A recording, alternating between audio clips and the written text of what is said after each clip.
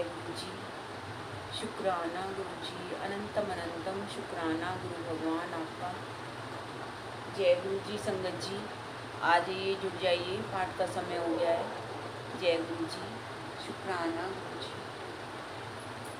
आइए संगत जी, पहले मिलकर गुरु जी का मंत्र जाप करते हैं, फिर हम पाठ को प्रारंभ करेंगे।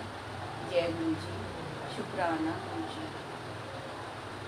ओम नमः शिवाय। शिव जी सदा सहाय। ओम नमः शिवाय। गुरु जी सदा सहाय। ओम नमः शिवाय। शिव जी सदा सहाय। ओम नमः शिवाय। शिव जी सदा सहाय। ओम नमः शिवाय। गुरु जी सदा सहाय। ओम नमः शिवाय। शिव जी सदा सहाय। ओम नमः शिवाय। गुरु जी सदा सहाय।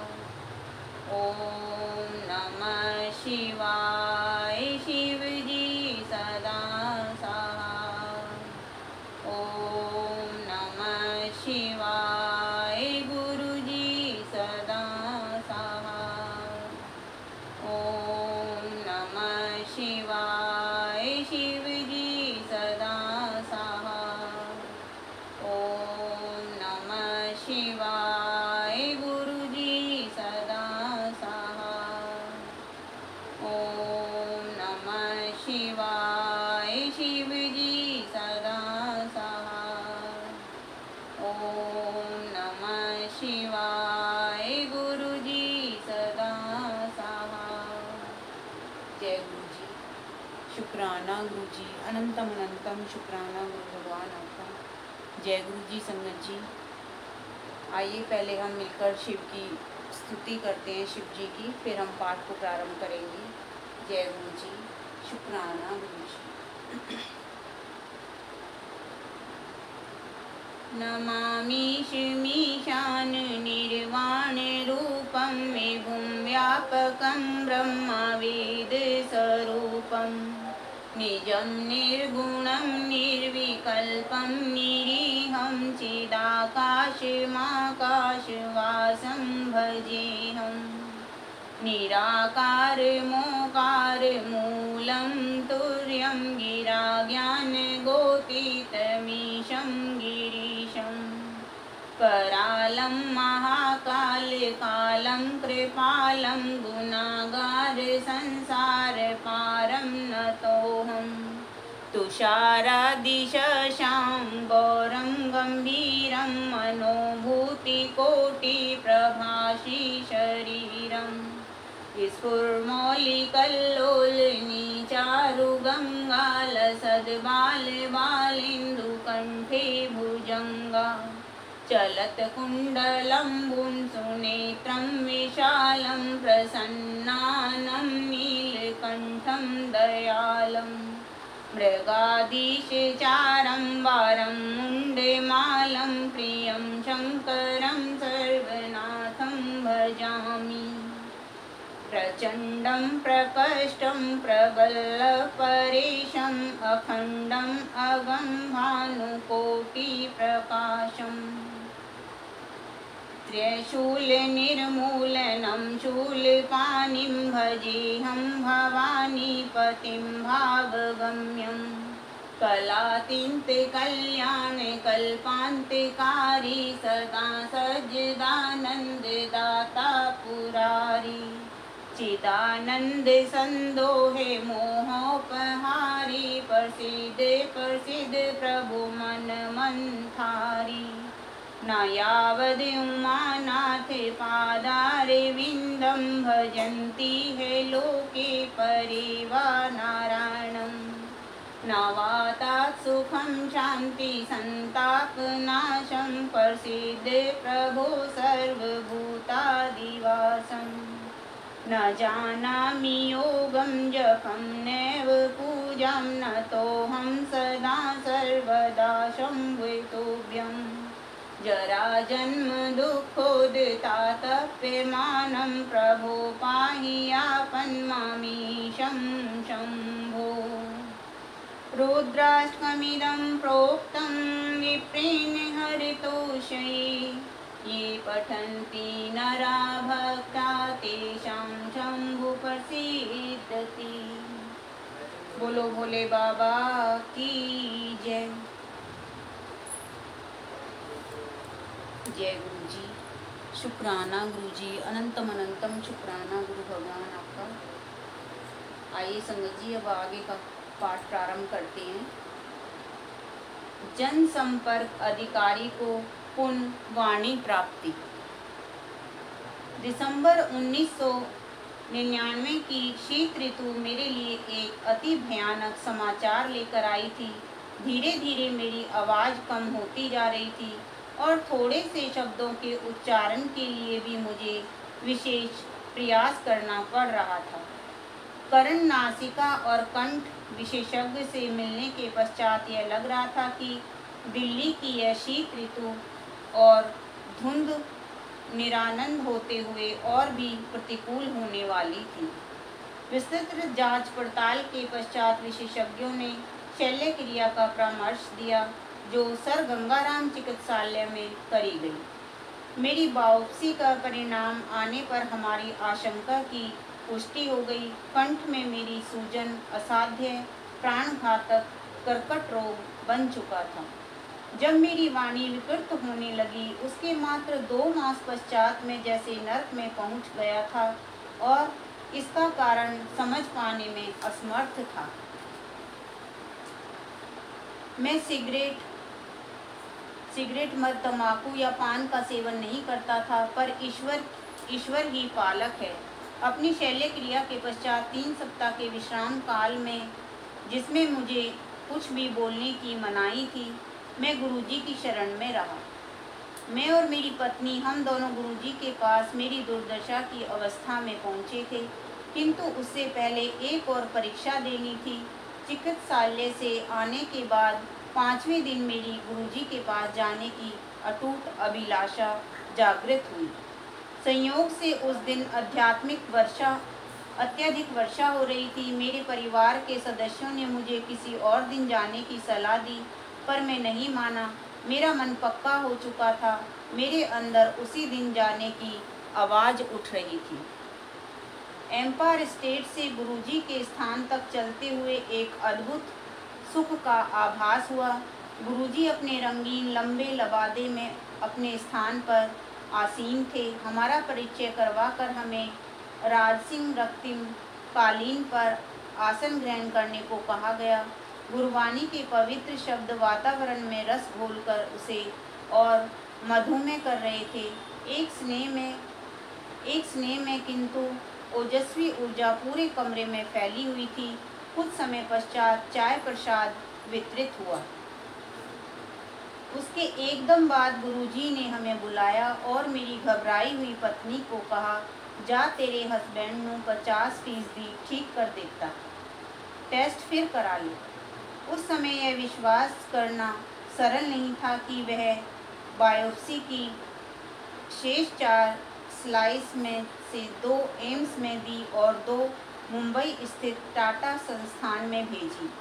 1 सप्ताह पश्चात परिणाम आने पर हम पुनः एम्पायर स्टेट गए। हमारे प्रवेश करते ही गुरुजी मुस्कुराए और बोले, क्यों डॉक्टर, कंफ्यूज हो गए? यह तथ्य था दोनों संस्थाओं से आए निष्कर्षों ने मुझे स्वस्थ घोषित किया था। प्रथम चमत्कार हो चुका था। उसके पश्चात चिकित्सकों ने रोग लक्षण प्रयोगशाला के निर्णयों की अवहेलना न कर उपचार पूरा कराने को कहा। मैंने निश्चित कर लिया था कि अब कोई भी उपचार गुरुजी के कथनानुसार ही होगा। आगे यह हुआ, गुरुजी ने मुझे मिर्चों से भरा हुआ लंगर खाने को कहा। चिकित्सकों के अनुसार, जिन्होंने मुझे केवल उबला हुआ खाना खाने के निर्देश दिए थे, मिर्चें निषेध थी। गुरुजी ने मुझसे उच्चारण भी करवाया और घोषित कर दिया कि मैं पूर्णतः स्वस्थ हूँ। गुरुजी के परामर्श पर मैं विकर्ण चिकित्सा करवाता रहा, परंतु मुझ पर कोई दुष्प्रभाव नहीं पड़ा। मुझे कभी कोई उबकाई नहीं हुई। मेरा हीमोग्लोबिन सदा सामान्य से ऊपर रहा। एकमात्र औषधि, यदि इसे ऐसा कह सकें, तो गुरुजी द्वारा अभिमंत्रित ताम्र लोटे में जल भरकर पीने की रही। इस क्रिया में पूरी रात्रि जल भरकर रखने के पश्चात प्रातःकाल आधा पीकर शेष से स्नान करना था। इस अति साधारण क्रिया पद्धति से मैं पूर्ण स्वस्थ हो गया। नव जीवन के लिए मेरा ऐसा चमत्कारिक परिवर्तन रहा है, यह सिद्ध करने के लिए मेरी 2 बेटियां और पत्नी है। धन्य है गुरुजी। अचल पाल, दिल्ली। उनमें शिव ज्योति का वास है। मैं गुरुजी के संपर्क में 1986 में आया। उनके भीतर शिव ज्योति का वास है। शिव की भांति गुरुजी मानवता के लिए प्रेम एवं करुणा का प्रतीक हैं। गुरुजी के समक्ष आस्था से आए हुए प्रत्येक व्यक्ति का कल्याण होता है। पूजनीय गुरुजी अपने अनुयायियों को परमात्मा का संदेश देते हैं। उनके अनुसार ईश्वर एक है। मनुष्य की जाति, रंग, भेद, धर्म आदि का कोई महत्व नहीं है। सब एक समान है। सब उसी एक देव परिवार के सदस्य हैं। वे मानवता से प्रेम और जरूरतमंद की सहायता करने का संदेश देते हैं। उनमें दिव्य शक्तियां हैं और वे सर्वज्ञाता हैं। उन्हें भूत, वर्तमान और भविष्य सबका ज्ञान है। उन्होंने ईश्वर सदृश चमत्कार किए हैं और मरणासन रोगियों को असाध्य रोगों से मुक्त किया है। सर्वत्र कृपा। मुझे अनेक बार गुरु कृपा का सौभाग्य मिला है। 1987 में मेरी पत्नी को अंदरूनी सूजन हो गई थी। असाध्यता रोकने के लिए चिकित्सकों ने तुरंत शल्य क्रिया का सुझाव दिया। हम शल्य क्रिया की सफलता के लिए गुरुजी के पास पहुंचे और उन्हें रोग एवं चिकित्सकों के परामर्श के बारे में बताया। गुरुजी ने उसे अमृत देकर कहा कि शल्य क्रिया की कोई आवश्यकता नहीं है। संगत जी, कोई फोन आ रहा है, कट गया। जय गुरु जी।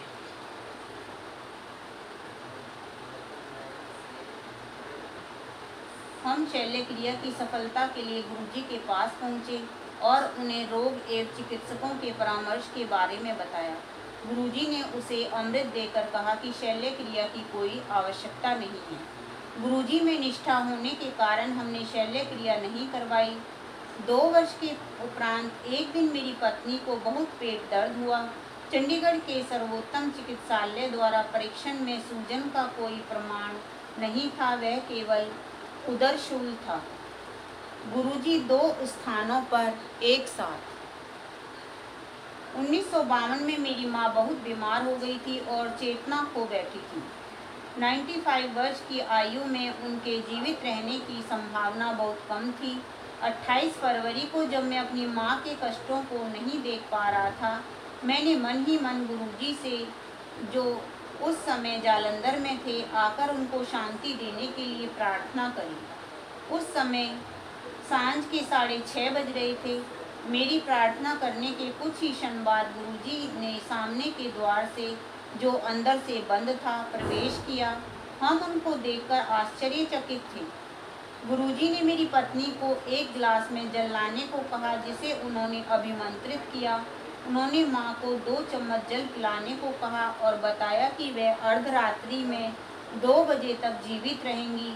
गुरुजी फिर 10 मिनट तक बाहर नहीं आने का निर्देश देकर चले गए।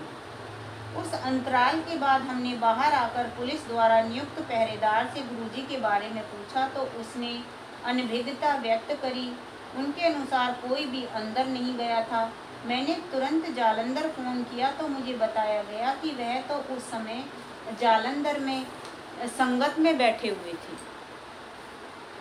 उसके बाद हमने माँ को जल पिलाया और गुरुजी के कहे अनुसार रात को 2 बजे उन्हें मोक्ष प्राप्ति हुई। अतः गुरुजी एक ही समय में 2 स्थानों पर थे, जालंधर में संगत में और हमारे घर पर। शिव दर्शन। मेरी पुत्री भी गुरुजी की भक्त है। 1998 में गुरुजी चंडीगढ़ के सेक्टर 33 में रहते थे। जब मेरी बेटी गुरुजी से प्रार्थना करती थी तब वह शिव दर्शन की कामना करती थी। एक दिन प्रातः उठने पर अपने कक्ष में गुरुजी के सब चित्र शिव रूप में परिवर्तित हुए देखकर वह चकित रह गई।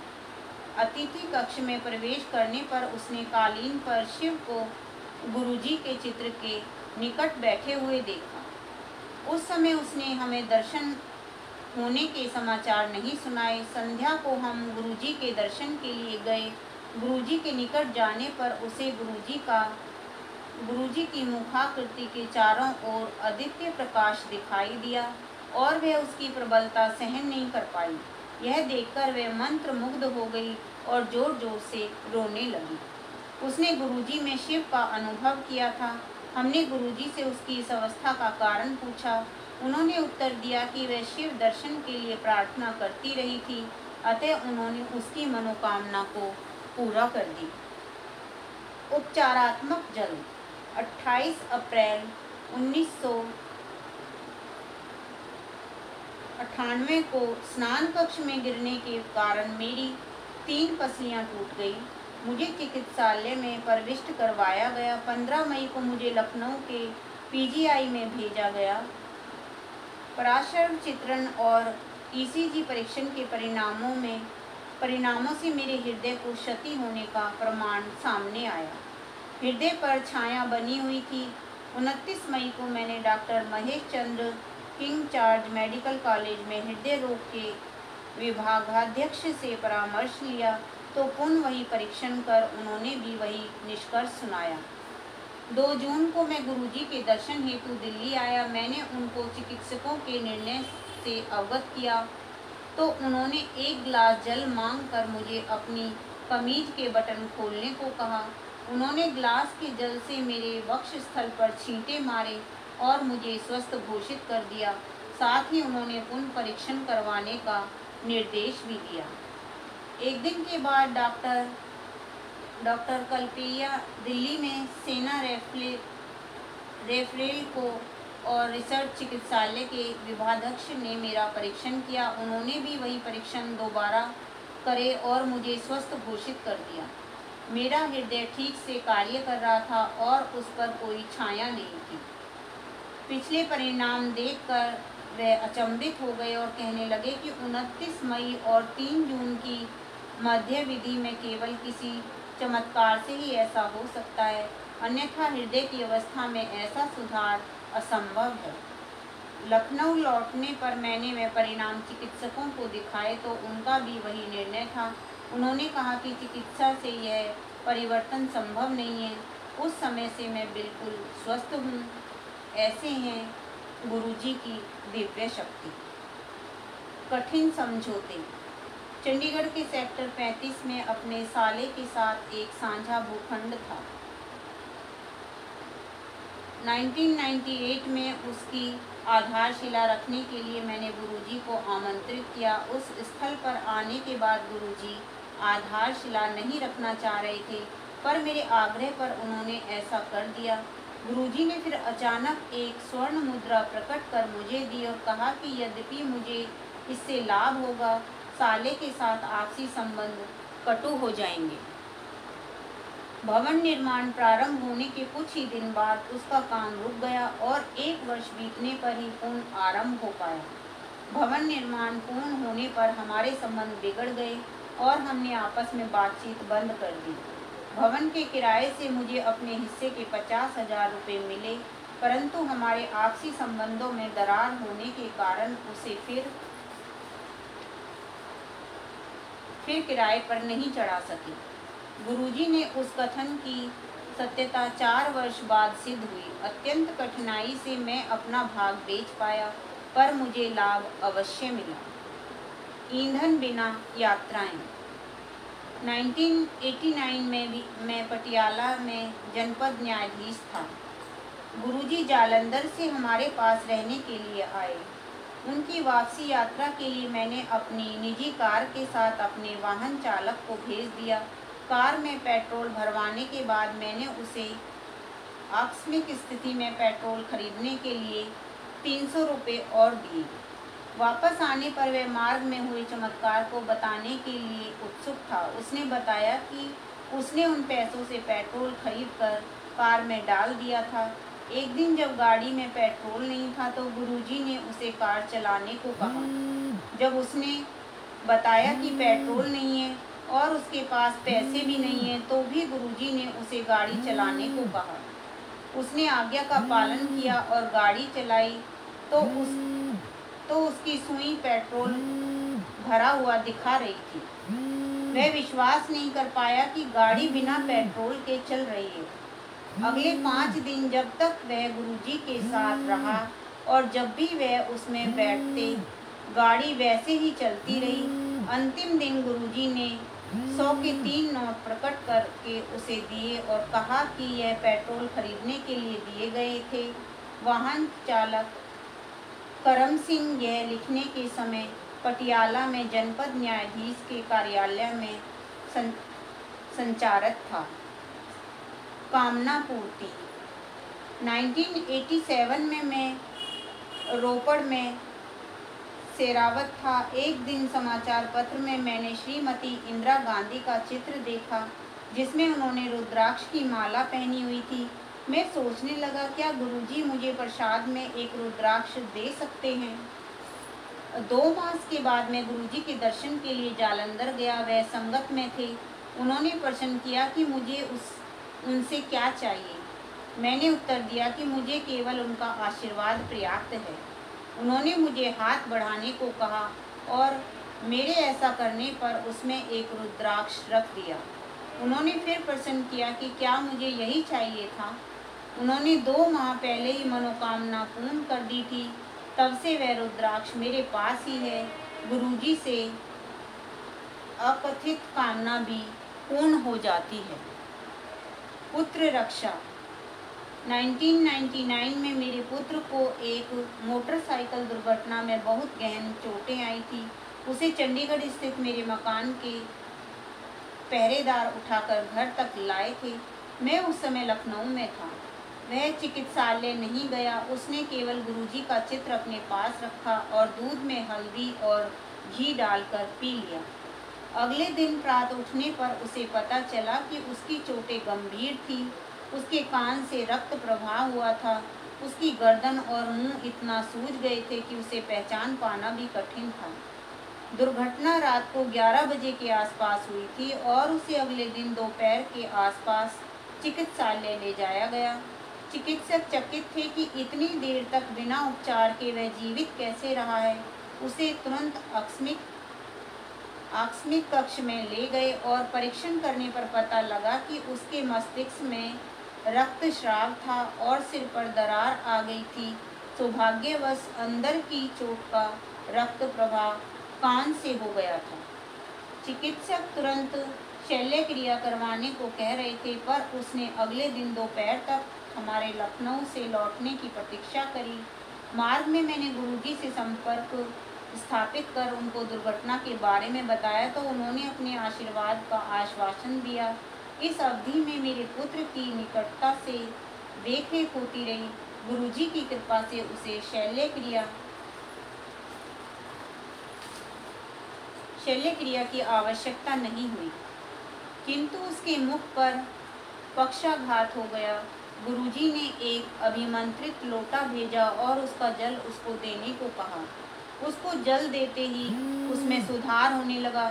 चिकित्सकों का विस्मित करने के लिए उसका लकवा 2 दिन में ही ठीक हो गया। मेरे बेटे को चिकित्सालय से घर भेज दिया गया और कुछ ही दिन में वह पूर्ण स्वस्थ हो गया। बाद में किए गए परीक्षणों में उसके सिर पर कोई दरार या मस्तिष्क की चोट दिखाई नहीं दी। मेरा बेटा उस समय से बिल्कुल स्वस्थ है। गुरुजी की उपचार शक्ति अद्वितीय है। उन्होंने मेरे पुत्र को शिव रूप में दर्शन देकर भी उसे आशीर्वाद दिया।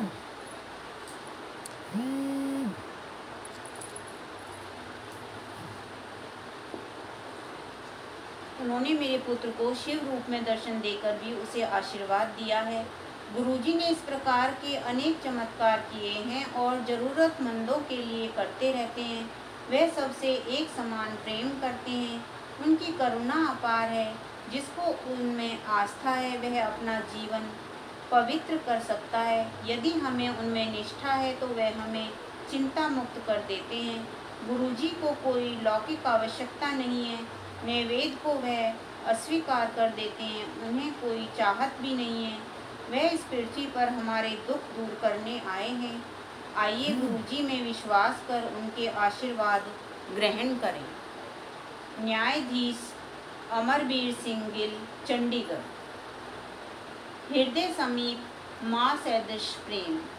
मेरे परिवार में गुरुजी के प्रथम दर्शन से अब तक बहुत कुछ हो चुका है।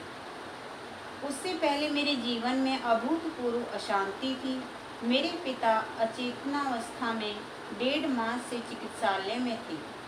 स्वयं चिकित्सक होने के कारण मुझे जो समस्याएं उत्पन्न हो सकती थी उनका आभास था। अतः मैं कभी उनके पास से उठने का साहस नहीं जुटा पाती थी। एक दिन मैं इतनी निराश और निरुत्साहित हो गई कि जीवन से और जूझने की शक्ति मानो गंवा बैठी। सब कुछ उलट-पुलट लग रहा था। आर्थिक स्थिति डामाडोल थी और पिता को प्रति मिनट जीवित रखने की चेष्टा अति कठिन लग रही थी। मेरी बहन और भाई भी सब प्रयास कर रहे थे। कोई भी प्रयत्न सफल नहीं हो पा रहा था। मैं पूरी तरह से निराश हो गई थी। आंसू रोके हुए मैं सोच रही थी कि प्रभु क्यों नहीं आकर मेरे परिवार और हम सबकी सहायता करते हैं। मैंने उनसे सदा हृदय से विश्वास और प्रेम किया था, फिर क्यों वे हमारी पुकार नहीं सुनते हैं। मेरे लिए किसी ऐसे व्यक्ति से मिलना नितांत आवश्यक था जो मेरे बिना कुछ कहे मेरे समस्त दुख समझ सके, जो हमें अपने आश्रय में ले सके, जो मुझे इतनी शक्ति दे सके कि मैं वास्तविकता का सामना कर सकूं और जब भी मैं कठिनाई में हूं तो मुझे वहां से निकल सके। एक रात मैं सो नहीं पा रही थी। प्रातः 3 बजे के आसपास मेरे भाई शिव ने अचानक मेरे कमरे में प्रवेश किया और हमें कुछ प्रसाद दिया। शिव ने कहा कि वे गुरुजी के यहाँ गया था और वहाँ पर कुछ सुने हुए चमत्कारों का वर्णन किया। उसके बाद मुझे गहरी नींद आ गई। अगले दिन मेरे पति और मैंने गुरुजी के दर्शन करने का निश्चय किया। तब भी मुझे यह पता नहीं था कि जब तक वे स्वयं नियत नहीं करें उनके दर्शन नहीं हो पाते हैं।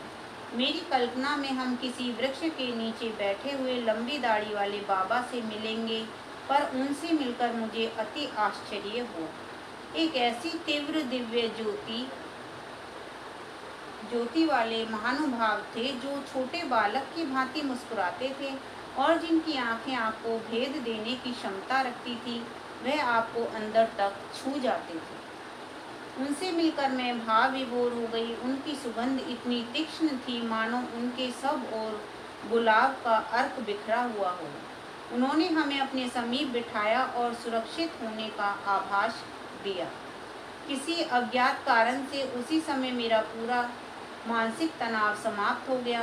उन्होंने यह सांत्वना दी कि सब ठीक हो जाएगा। अगले दिन ही मैं अपने जुड़वां पुत्रों को, जो उस समय 4 वर्ष के थे, गुरुजी के पास ले गई। मार्ग में मैंने उन्हें समझाया कि वहाँ पर गुरुजी को प्रणाम करना है, किंतु मेरे ज्येष्ठ पुत्र दक्ष ने भोलेपन से उत्तर दिया कि वह केवल शिवजी के चरण स्पर्श करेगा।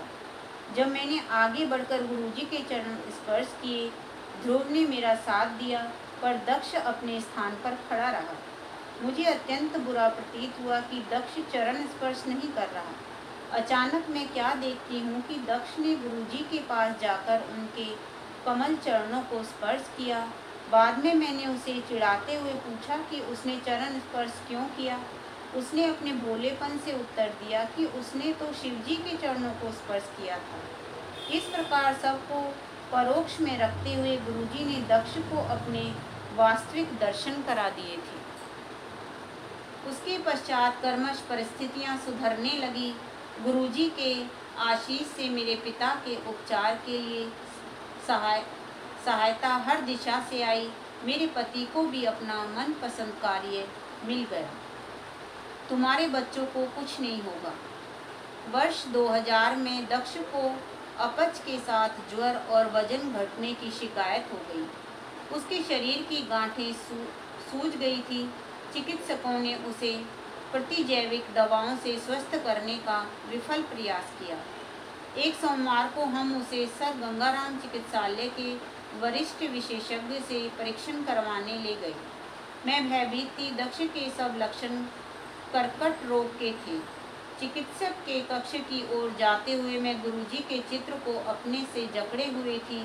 चलते हुए मैं गुरुजी से प्रार्थना और आग्रह कर रही थी। मुझे ज्ञात था कि वह चाहे तो दक्ष को एक क्षण में ठीक कर सकते हैं। कक्ष में घुसते ही उनकी सुगंध आ गई। मुझे याद था कि यदि उन्हें सत्य मन से स्मरण किया जाए तो वह तुरंत सहायता करते हैं। वह गुलाब के पुष्पों की महक उनके वहाँ होने का संदेश था। चिकित्सक ने दक्ष का परीक्षण कर निराशाजनक रूप से मुझे देखा। उनके अनुसार पीलिया और यकृत दोनों बहुत बड़े हुए थे, जो असाध्य की ओर संकेत दे रहे थे। चिकित्सक ने मुझसे भी वह अंग स्पर्श करवाए जिससे मुझे उनकी क्षति का ज्ञान हो सके। उन्होंने तत्काल पराध्वनिक चित्रण की सलाह दी जिससे रोग के विस्तार का अनुमान लग सके। मेरी आंखों में आंसू भर गए। मैं उत्सुकता से गुरुजी से इस कठिनाई से निकलने के लिए प्रार्थना कर रही थी। मैंने उनके इतने चमत्कारों के बारे में सुना था और विश्वास था कि वे मेरे बेटे को पूर्ण स्वस्थ कर सकते हैं। प्रयोगशाला तक 40 मिनट की यात्रा में हमारे साथ रही गुरुजी की सुगंध यह संकेत करती रही कि सब ठीक हो जाएगा। वहाँ पर जब परीक्षण चल रहा था, मेरे बेटे और मुझे हम दोनों को गुरुजी की सुगंध आती रही। अतः गुरुजी की कृपा से परीक्षण में कुछ नहीं निकला। यकृत और पीलिया दोनों सामान्य थे। लक्षण बदल चुके थे। गुरुजी ने हमारी प्रार्थना स्वीकार कर मेरे पुत्र को नवजीवन प्रदान किया था। शाम को जब हम गुरुजी के पास पहुँचे तो प्रवेश करते हुए मैं उनको उस दिन के घटनाक्रम के बारे में बताने का विचार कर रही थी। उसी समय गुरुजी ने नटखट मुस्कुराहट से स्वयं ही पूछ लिया कि क्या रोग निकला। मैं भाव विह्वल हो गई। उनको पहले ही उस दिन की सब घटनाओं का ज्ञान था और फिर भी उन्होंने हमारी उत्सुकता को शांत करने का अवसर दिया था। मैंने उनको बताया कि चिकित्सक को कर्कट रोग होने का अंदेशा था। मेरी आंखों से पानी निकलने वाला था जब उन्होंने कहा कि मैं चिंता ना करूं, मेरे पुत्र को कुछ नहीं होगा। मैंने उनसे प्रश्न किया कि क्या शेष परीक्षण कराने आवश्यक हैं। उन्होंने उत्तर दिया कि चूँकि मैं स्वयं चिकित्सक हूँ, मेरी चिंता परीक्षण करवाए बिना शांत नहीं होगी। यदि चाहूँ तो शेष परीक्षण करवा सकती हूँ। मेरे तार्किक मन के किसी कोने में छिपी हुई जिज्ञासा को शांत करने के लिए मैंने सब परीक्षण करवाए। सब सामान्य आए। अंत में गांठ की बायोप्सी हुई और अब जुड़नी आरंभ हो गई थी। जो गांठ निकाली गई थी उसमें बदलाव दृष्टिगोचर था। मैं दुविधा में थी, यह कैसे संभव है। गुरुजी ने तो कहा था कि सब कुछ ठीक हो जाएगा, फिर ऐसा क्यों हो रहा है। सब प्रकार के विचार मेरे मन में आ रहे थे। मैं हताश थी। उसी दिन मुझे संगत में सप्ताह में एक बार ही आने को कहा गया। मैं असमंजस में थी कि गुरुजी ने ऐसा क्यों किया। अगले सप्ताह जब बायोप्सी का परिणाम आया तो सब कुछ सामान्य था। चिकित्सक यह विश्वास नहीं कर पा रहे थे। उन्होंने इसे चमत्कार ही कहा, परंतु हमें पता था कि यह कैसे हुआ है। गुरुजी ने मेरे पुत्र को आशीष दिया था, यह तो होना ही था। कुछ सप्ताह पश्चात गुरुजी ने मात्र इतना ही कहा, जा तेरे मुंडे नू ठीक कर देता। उस दिन से दक्ष का ज्वर समाप्त हो गया। उसकी भूख ठीक हो गई, गांठ कम हो गई और सब लक्षण भी मिट गए। गुरुजी धन्य है कि सब ठीक हो गया। उसे कभी कोई औषधि नहीं दी गई क्योंकि कोई निष्कर्ष नहीं निकाला जा सका था। गुरुजी के साथ हर क्षण चमत्कार है जो जीवन को और मधुर बनाता है। वह आपका हाथ पकड़कर सही मार्गदर्शन कराते हैं। वह आपकी हर आपदा से रक्षा कर अपने हृदय से लगा कर रखते हैं, जैसे एक माँ अपने शिशु को बचाती है। जब आप अपने मार्ग से भटक जाते हैं, वे हल्के से अंकुश लगाकर वापस सही मार्ग पर लाते हैं। वह आपकी हर बात, हर श्वास सुनते हैं और ईश्वर में विश्वास करने की प्रेरणा जागृत करते हैं। गुरुजी ऐसे हैं, निरंकार भाव से वे सदा आप पर और आपके संपर्क में आने वालों पर सदा अपनी दृष्टि बनाए रखते हैं। सबको अपना आशीष देते जाते हैं। उनमें कोई घमंड, अहम या चाहत नहीं है। वे सदा सहायता करने को तत्पर हैं। वह अज्ञेय हैं। उनके दर्शन के लिए आए सहस्त्रों भक्तों में कोई भी खाली हाथ नहीं लौटता है। प्रत्येक को यही लगता है कि वह केवल उसके साथ हैं। वे सबको इस संसार में रहने का सही मार्ग बताते हैं। जब हम कोई भूल करते हैं, वे चुपचाप हमारे दुष्कर्म अपने पर ले लेते हैं और हमारे कष्ट सहन कर जाते हैं। उनके सदृश कोई नहीं है, ना हुआ है और ना ही होगा। कुछ वर्ष पूर्व मेरी माँ को हीमोग्लोबिन कम होने के कारण चिकित्सालय में प्रविष्ट करना पड़ा था। चिकित्सकों के अनुसार उन्हें रक्त देने की आवश्यकता थी। जैसे ही हमने गुरुजी को यह बात बताई, उन्होंने मुस्कुराकर उनको अनुमंत्रित कर दिया। अगले दिन माँ सब परीक्षण ठीक होने के कारण घर वापस आ गई। श्वेत वस्त्रों में कल्याणकारी। मेरी मौसी, जो कभी गुरुजी से नहीं मिली, एक दिन अचेतना अवस्था में चली गई और उन्हें चिकित्सालय में प्रविष्ट करना पड़ा। क्योंकि उनका रक्तचाप अति उच्च था, चिकित्सक को संदेह था कि उनके मस्तिष्क में रक्तस्राव हुआ है। गुरुजी उस समय दिल्ली में नहीं थे। मैंने उनके चित्र के समक्ष खड़े होकर उनसे उपचार के लिए विनती करी। उस समय उनका कैट स्कैन हो रहा था। प्रार्थना करते ही उस कक्ष में गुरुजी की सुगंध भर गई और उसका परिणाम सामान्य आया। मैं रात को अपनी मौसी को सोता हुआ छोड़कर घर वापस आ गई। प्रातःकाल उनके पास पहुंचने पर सुखद विस्मय हुआ। वह सचेतन अवस्था में अपने बिस्तर पर बैठी हुई थी। उन्होंने बताया कि रात को श्वेत वस्त्रों में कोई आया था और उसने उन्हें उठने को कहा। मुझे एकदम पता लग गया कि गुरुजी आए होंगे। आज भी वह बिल्कुल स्वस्थ हैं और हमें कभी यह पता नहीं लग पाया कि वह उस अवस्था में क्यों पहुंची। सब परिणाम सामान्य निकले थे। गुरुजी 3 मास के पश्चात जालंधर से लौटे तो जैसे ही उनके चरण स्पर्श करने के लिए झुकी तो उन्होंने कहा, मौसी नू भी ठीक कर देता। मैं चकित थी। वे यहाँ पर नहीं थे और किसी को मौसी की बीमारी के बारे में पता नहीं था, पर वह तो सर्वज्ञाता हैं, यह मुझे पता होना चाहिए था। आश्चर्य की बात है कि गुरुजी आपके बारे में संसार के किसी भी कोने में आप कहीं भी हों, सब जानते हैं। समय और स्थान उनके लिए कोई अर्थ नहीं रखते हैं। काल और अंतर उनके लिए अर्थहीन है। कुछ वर्ष पूर्व ज्वर, पीठ दर्द और सांस की कठिनाई के कारण मुझे चिकित्सालय में प्रविष्ट होना पड़ा। कई प्रकार की औषधियों से लाभ न होने पर शुक्रवार के दिन विशेषज्ञ ने कैट स्कैन करने का निश्चय किया। विकरण विशेषज्ञ ने स्कैन देखकर कहा कि वह असामान्य था और भीतर जो भी पदार्थ है उसका विस्तार फेफड़ों तक हो गया है। उसका और विश्लेषण करने की आवश्यकता है। उस दिन मैं वहाँ पर अकेली थी और गुरुजी को याद करने के अतिरिक्त और कुछ नहीं कर सकती थी। मैंने पूरे दिन उनसे प्रार्थना करी। उस दिन संध्या को मैं गुरुजी के पास गई। अचानक उन्होंने मेरी ओर देखकर मेरे बारे में पूछा।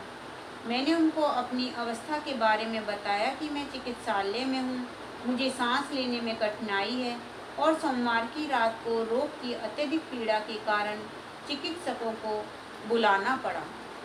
मैंने उनको स्कैन के निरीक्षक से भी अवगत कराया और मुझे ठीक करने की विनती करी।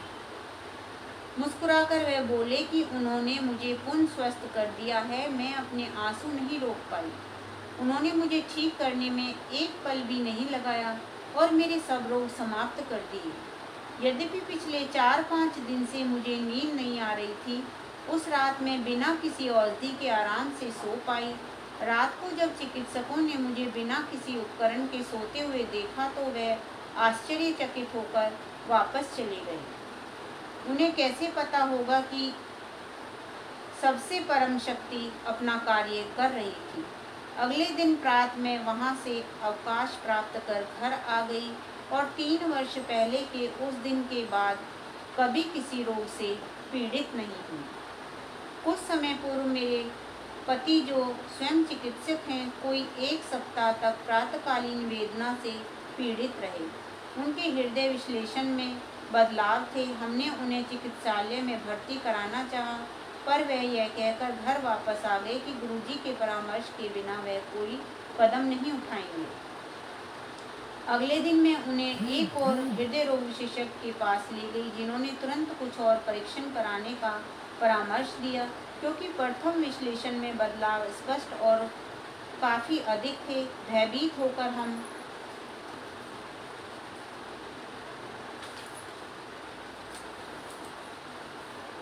होकर हम उसी समय गुरुजी के पास भागे, ये जानते हुए भी कि उस समय गुरुजी से मिलना संभव नहीं होगा। वहां पहुंचने पर हमें अत्यंत आश्चर्य हुआ जब तुरंत उनके दर्शन हो गए और वह बोले कि अब अरुण को ठीक कराने आए हो।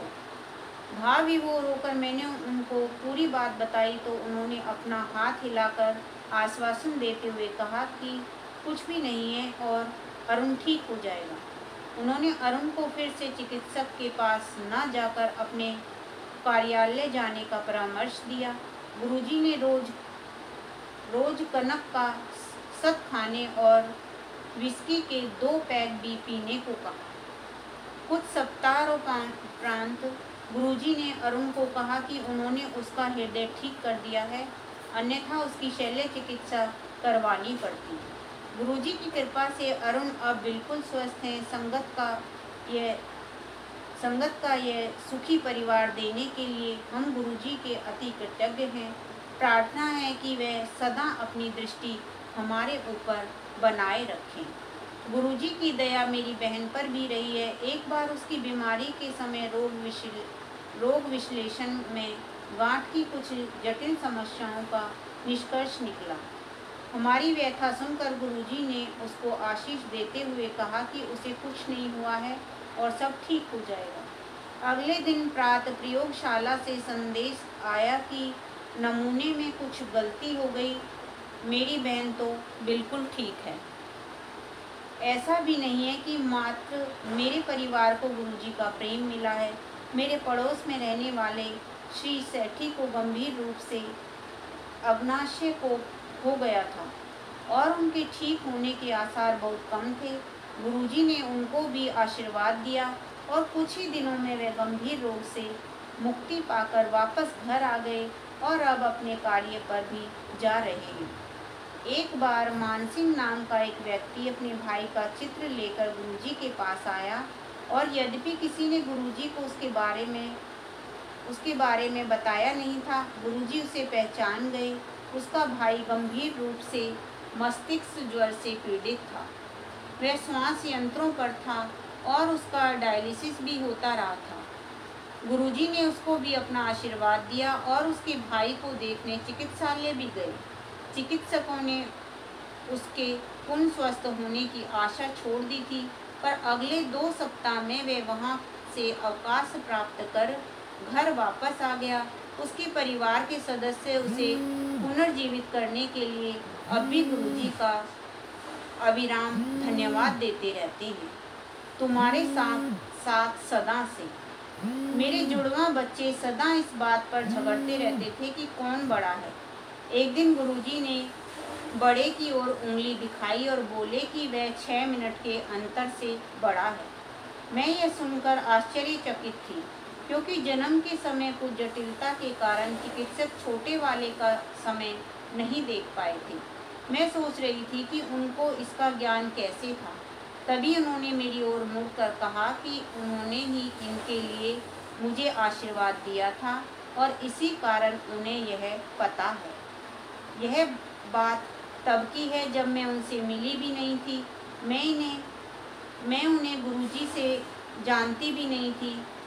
उनका अपने जीवन में कभी आभास भी नहीं हुआ था। प्रत्यक्ष रूप से वह मुझे कालांतर से जानते थे और अपनी दृष्टि हम पर बनाए हुए थे। अचंभे की बात नहीं है कि गुरु के पास हर दिन चमत्कार होता है। सदा से अपना प्रेम न्यौछावर करते रहने के लिए हम गुरुजी के अति आभारी हैं। डॉक्टर अनीता, दिल्ली। जय गुरुजी। शुक्राना गुरुजी। अंधकार नाशक। हम में से अधिकांश मोक्ष मार्ग पर चलने की आकांक्षा रखते हैं। हम अपनी कल्पना से या इधर उधर से सुन पढ़कर आध्यात्मिकता के बारे में गलत विचारों का ताना बाना बुन लेते हैं। हमारे विचारों से आध्यात्मिकता का अर्थ हिमालय की किसी गुफा में रहना या फिर देश की लंबाई और चौड़ाई नापना है। हम इससे अनभिज्ञ रहते हैं कि कोई भी अध्यात्म का मार्ग तो केवल गुरु के कमल चरणों में शीश झुकाकर ही पूर्ण हो सकता है। वही हमें इस संसार की मोह माया के जाल से निकालकर अध्यात्म के मार्ग पर अग्रसर कर सकते हैं। गुरु का अर्थ ही अंधकार को नष्ट करने वाला है। हम तो अज्ञान के अंधकार में भटक रहे हैं। केवल गुरु में इतनी शक्ति है कि वह हमें वहाँ से निकाले। गुरु परमात्मा है। उनकी उपस्थिति उन्नति के पथ पर अग्रसर कराने के लिए पर्याप्त है। उनके सहयोग से ही तो हम अपने आत्मा को प्रकाशमान कर सकते हैं। जीवन में उनके सहयोग से ही आध्यात्मिक ज्ञान संभव है। हमारे धर्म ग्रंथ गुरु चेले के उदाहरणों से भरपूर हैं। हमारे वह संसद महापुरुष जिन्हें हमने भगवान सदृश माना है, उन सब ने मृत्यु रूप में इस पृथ्वी पर अवतरित होकर गुरु से शिक्षा ग्रहण करी थी। कृष्ण संदीपन के चरणों में बैठे तो राम ने वशिष्ठ से उपदेश ग्रहण किया। यीशु ने ज्ञान से जॉर्डन नदी के तट पर दीक्षा ली और देवताओं के गुरु बृहस्पति को कौन नहीं जानता। हमारा सौभाग्य है कि हमारी गुरु की खोज में हमें गुरुजी का आशीर्वाद मिला है। वह दिव्यता के मानवीय प्रतिबिंब है। वह सर्वत्र सर्वज्ञ और सर्वशक्तिमान है। उदारता की बौछार। 1991 में मेरे घुटनों में अभूतपूर्व पीड़ा होती थी। वेदना इतनी अधिक होती थी कि दर्दनाशक औषधियाँ लेने के बाद भी मैं रात भर सो नहीं पाती थी। मैंने एलोपैथी, होम्योपैथी और घरेलू उपचार सब कर लिए, किंतु व्यथा बनी रही। जब मैंने गुरुजी को इससे अवगत कराया तो उन्होंने रसोई से 1 चम्मच मंगाकर मेरे घुटनों पर रखकर एक मंत्र का उच्चारण किया। उसी समय दर्द समाप्त हो गया और उसके बाद वह कभी लौटकर नहीं आया। मैं अब भी अपने घर की 4थी मंजिल तक सीढ़ियाँ चढ़ती हूँ और प्रतिदिन 2 घंटे घूमने भी जाती हूँ। कोलकाता में मुझे मियादी ज्वर के पश्चात हल्का ज्वर रहने लगा। उस 1.5 माह में मैंने सब परीक्षण करवा लिए और कई तरह की औषधियाँ भी ली, पर कोई लाभ नहीं हुआ।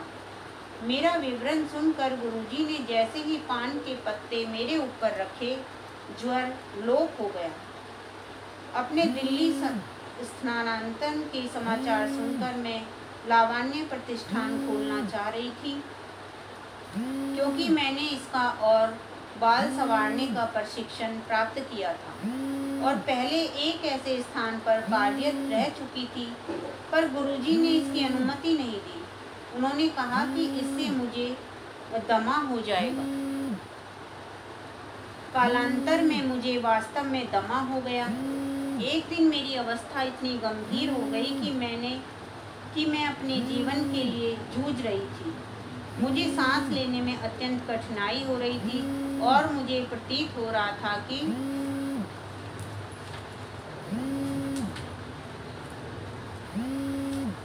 मुझे प्रतीत हो रहा था कि यह मेरे जीवन का अंत है। मुझे अतिशीघ्र चिकित्सालय ले जाया गया। पूरे मार्ग में गुरुजी का चित्र अपने हृदय से लगाकर उनसे अपने जीवन रक्षा के लिए प्रार्थना करती रही। तत्काल मुझे प्राणवायु और कुछ इंजेक्शन दिए गए। बाद में चिकित्सक ने बताया कि 2 मिनट की देरी भी मेरे लिए घातक सिद्ध हो सकती थी। बाद में जब मैं गुरुजी के पास गई तो मेरे बोलने से पहले ही उन्होंने कहा कि उन्होंने मुझे दलदल से निकाला है। यह सत्य वचन थे। बाद में जब मैंने उन्हें श्वास यंत्र और प्रबल औषधियों से मुक्त कराने की बात बार बार करी तो उन्होंने डांट कर कहा कि उन्हें स्मरण न करवाया जाए, उन्हें मेरी समस्या के बारे में ज्ञान है। 1 मास व्यतीत होने पर मुझे अचानक आभास हुआ कि मुझे दमा नहीं था। इसका अर्थ यह था कि मुझे श्वास यंत्र की आवश्यकता नहीं थी। यात्रा पर जाते हुए सुरक्षा के लिए मैं अब भी श्वास यंत्र खरीद कर ले जाती हूँ और घर वापस आने पर उसी नवीन अवस्था में उसे दुकान पर वापस कर देती हूँ। दमा अब पूर्णतः समाप्त हो चुका है। एक बार संगत में गुरुजी ने एक भक्त के सिर पर अपने हाथ रख दिए तो वहाँ से गुलाब के पुष्प झड़ने लगे।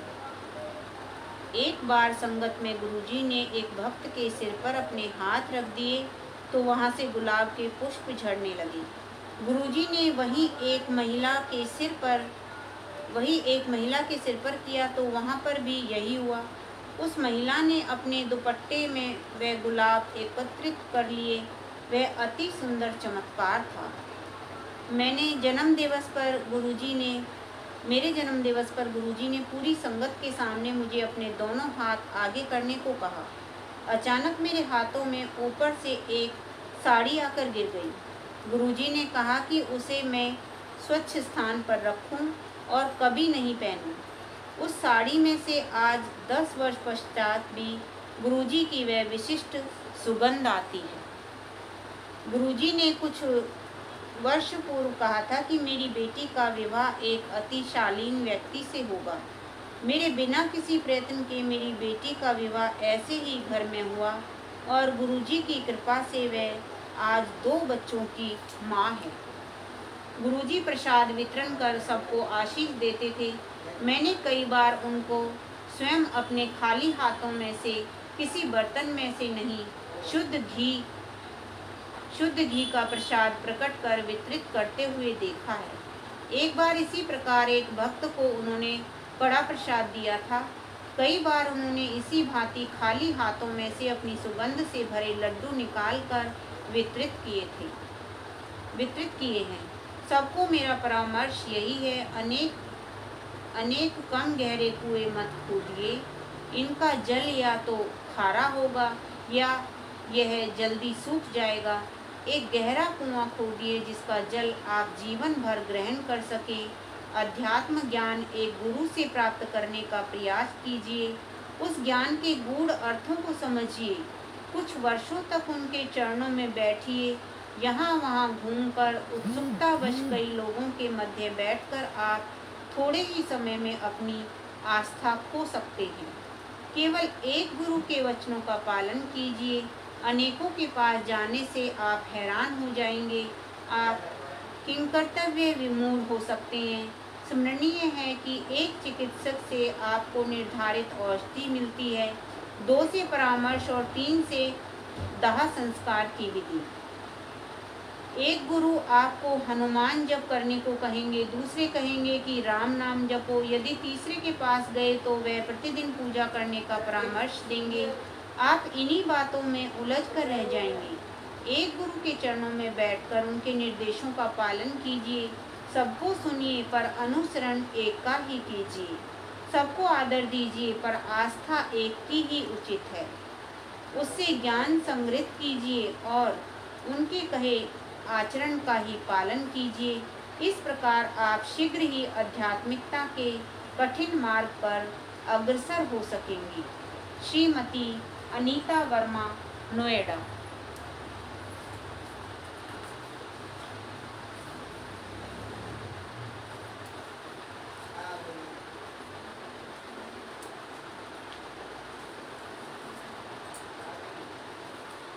संगत जी, आज हम पाठ को यहीं पर विराम दे रहे हैं। कल फिर हम आगे का पाठ प्रारंभ करेंगे। जय गुरु जी। शुक्राना गुरु जी, अनंतम अनंतम शुक्राना गुरु भगवान आपका। जय गुरु जी संगत जी। आइए मिलकर एक छोटा सा गुरु जी का शुक्राना करते हैं। जय गुरु जी। शुक्राना गुरु जी, अनंतम अनंतम शुक्राना गुरु भगवान आपका।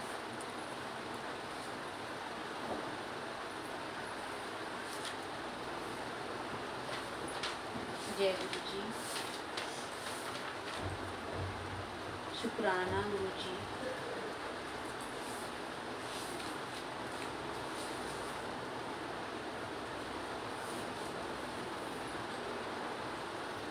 जय गुरु जी। हर वेले गुरु जी करा में तेरा शुक्राना। हर वेले गुरु जी करा में तेरा शुक्राना। शुक्राना शुक्राना गुरु जी तेरा शुक्राना।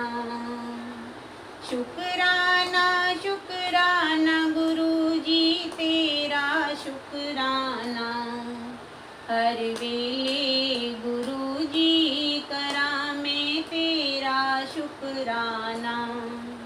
हर वेले गुरु जी करा में तेरा शुक्राना। तेरे विच मैनू रब है दिसदा शिवदा तू अवतारा। तेरे विच मैनू रब है दिसदा शिवदा तू अवतारा। देखा हर पल नूर नू तेरा, देखा हर पल नूर नू तेरा, देखा नजराना। शुक्राना गुरु जी करा में तेरा शुक्राना। शुक्राना गुरु जी करा में तेरा शुक्राना। हर वेले गुरु जी करा में तेरा शुक्राना। तू ही कृपा निधान है तेरी रहमता हजारा। तू ही कृपा निधान है तेरी रहमता हजारा। मिलदी खुशियाँ दर तेरे ते, मिलदी खुशियाँ दर तेरे, गुण गांदा सारा जमाना। शुक्राना गुरु जी करा में तेरा शुक्राना। शुक्राना गुरु जी करा में तेरा शुक्राना।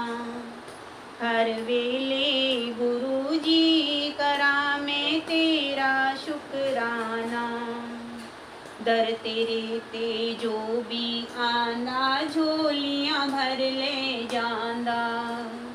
दर तेरे ते जो भी आंदा झोलियां भर ले जांदा।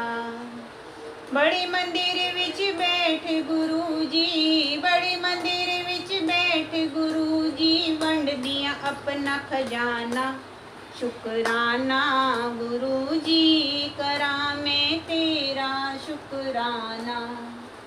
शुक्राना गुरु जी करा में तेरा शुक्राना। हर वेले गुरु जी करा में तेरा शुक्राना। हर वेले गुरु जी करा में तेरा शुक्राना। महिमा अपरंपार गुरु जी तू ही तारणहारा। महिमा अपरंपार गुरु जी तू ही तारणहारा। तेरे सतसंग विच सानू मिलदा सुखां दा खजाना। शुक्राना गुरु जी करा में तेरा शुक्राना। शुक्राना गुरु जी करा में तेरा शुक्राना। हर वेले गुरु जी करा में तेरा शुक्राना। हर वेले गुरु जी शुकराना। तेरे गुण पर लिख गोंदी में तू ही आसरा मेरा। तेरे गुण पर लिख गोंदी में तू ही आसरा मेरा। खुशियाँ वंड दे ऐश करांदे, खुशियाँ वंड दे ऐश करांदे, जग तेरा दीवाना। शुकराना गुरु जी करा मैं तेरा शुकराना। शुकराना गुरु जी करा मैं तेरा शुकराना। हर वेले गुरु जी करा मैं तेरा शुकराना। हर वेले गुरु जी करा मैं तेरा शुकराना। शुकराना गुरु जी करा मैं तेरा शुकराना। शुकराना गुरु जी करा मैं तेरा शुकराना। जय गुरु जी। शुकराना गुरु जी, अनंतम अनंतम शुकराना गुरु भगवान आपका। गुरु भगवान मुझसे पाठ करते समय, आपका शुकराना करते समय कोई गलती हो गई है तो मुझे क्षमा कर देना गुरु जी। और संगत जी आप भी मुझे क्षमा कर देना अगर मुझसे कोई गलती हो गई है तो। जय गुरु जी। शुकराना गुरु जी, अनंतम अनंतम शुकराना गुरु भगवान। सेवा बख्शने का शुकराना गुरु जी, हमें इस लायक समझने का शुकराना गुरु भगवान। ऐसी अपनी कृपा बनाए रखना गुरु जी। अपना हाथ हमारे सिर पर हमेशा रखना गुरु भगवान। सर्वदा भला करो गुरु जी, सबकी रक्षा करो गुरु भगवान। जय गुरु जी। शुकराना गुरु जी। आइए संगत जी दर्शन कर लीजिए गुरु जी के।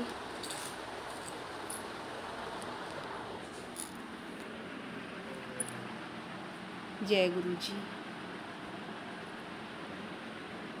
शुकराना गुरु जी, अनंतम अनंतम शुकराना गुरु भगवान। जय गुरु जी। शुकराना गुरु जी। जय जय गुरु जी, धन धन गुरु जी। शुकराना गुरु जी, अनंतम अनंतम शुकराना गुरु भगवान आपका। हमारे गुनाहों को बख्शो गुरु जी, हमारे ऊपर कृपा करो गुरु जी, सर्वदा भला करो गुरु भगवान, सबकी रक्षा करो गुरु जी। जय गुरु जी। शुकराना गुरु जी। जय गुरु जी।